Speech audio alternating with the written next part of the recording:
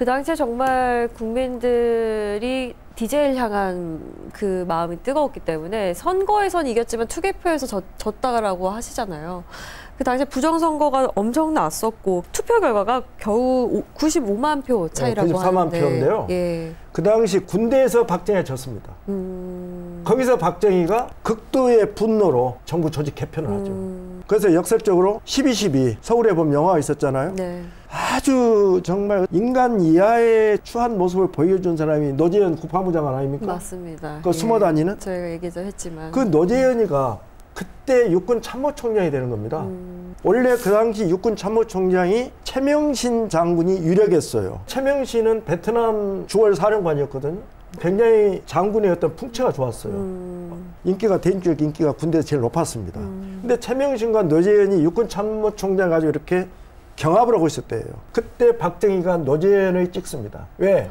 마치 이수인 장군이 민족의 영웅, 그야말로 백성들의 영웅이 되니까 선조가 굉장히 컴플렉스가 있잖아요. 그러듯이 박정희가 최명신의 인기가 높으니까 그것도 그걸 또 견제를 하는 거죠. 그래서 결국 그 멍텅구리 같은 노재현이를 육군 참모총장으로 지명을 합니다. 그 육군 참모총장은 별 하자가 없으면은 큰 말하자면은 실책이나 오류가 없으면은 국방장관으로 자연 이렇게 올라갑니다. 그래서 최명신이 만약에 그때 육군 참모총장이 되고 이어서 국방부 장관이 됐다면은 12.12 전두환, 전두광이 과연 그렇게 광란에 또 달라졌겠죠. 그런 군사 쿠데타를 벌릴 수 있을까? 이것도 역사에 있어서 만약이라는 것은 좀 참 우스운 일이지만 그렇죠. 그렇지만 자꾸 생각하게 되죠. 그리고 그 당시 선거에서 얼마나 김대중과 박정희가 정말 현실적으로 부정불법이라는 것을 사용하지 않으면 예측이 안 됐던 것이 김대중은 온 가는 데마다 아까도 말씀했지만 대군중을 몰고 다녀요. 군중이 붙어요. 끈끈이. 이러한 그 위기 속에서 끝까지 김대중에 대한 증오심을 가진 분이 있습니다. 누군가요? 윤보선. 윤보선은 5.16 쿠데타를 올 것이 왔고 나온 사람이거든요.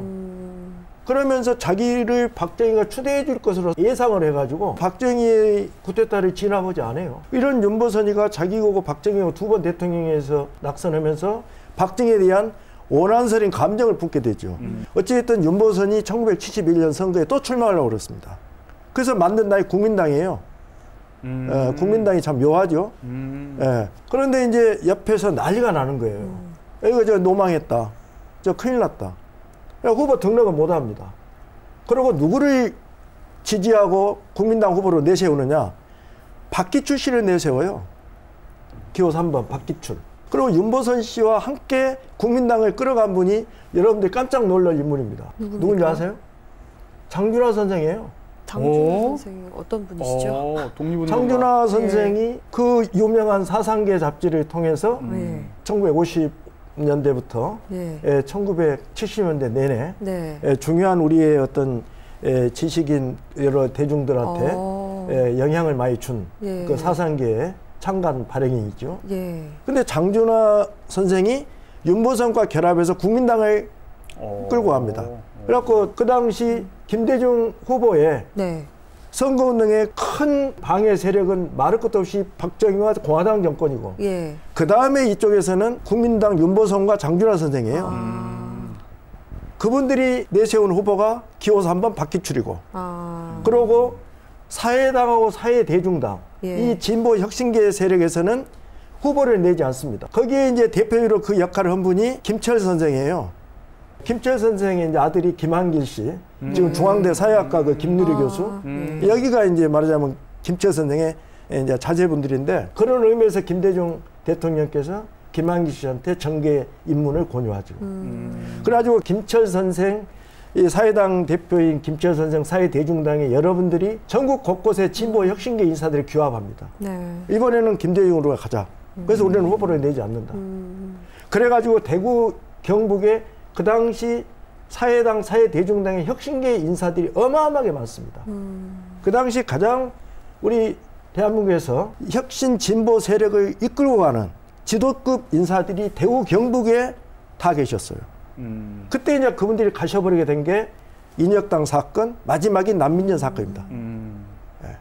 그래서 우리가 이 역사를 갖다가 심층적으로 예. 보완인지를 가지고 봐야 될 부분들이 정말 사건 하나 속에도 많습니다. 그러니까 인물과 인물이 예, 연결되어 그래서 있어요. 박정희는 그러한 여러 가지 동향을 아주 면밀히 네.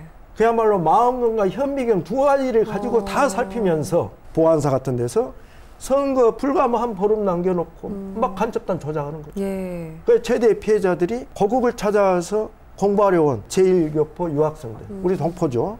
예. 그래서 이 박정희가 온갖 방법을 다 동원했어도 예. 군대에서마저도 이기지 못한 4.27 선거의 초라한 성적표입니다. 네. 여기서 이제 중앙정보부장 김영희도 물러나는 거고 네. 비서실장 이우락도 물러나고 전면적인 내각과 정부 요직이 개편을 갖는 겁니다. 그래서 아까 말씀드린 노전희 같은 그런 멍충이가 육군 참모총장도 되는 거예요. 그래서 역사가 그렇습니다. 바뀌고. 예. 네, 알겠습니다.